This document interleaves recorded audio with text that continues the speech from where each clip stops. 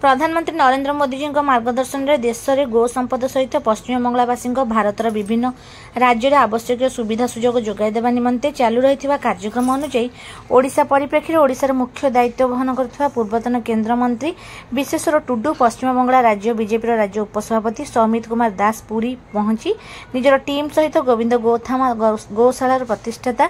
तथा जगतगुरु रामभद्राचार्य ओडिशा मुख्य प्रभारी पंडित विष्णुचरण पंडा सहित विस्तृत आलोचना करथिले।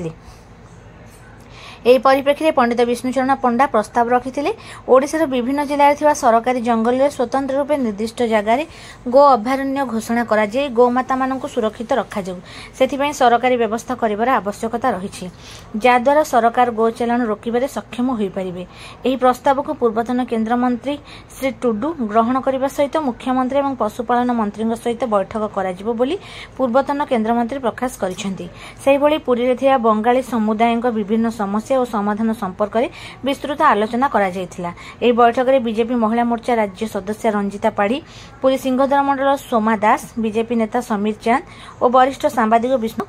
विष्णुदत्त दास प्रमुख उपस्थित थिले।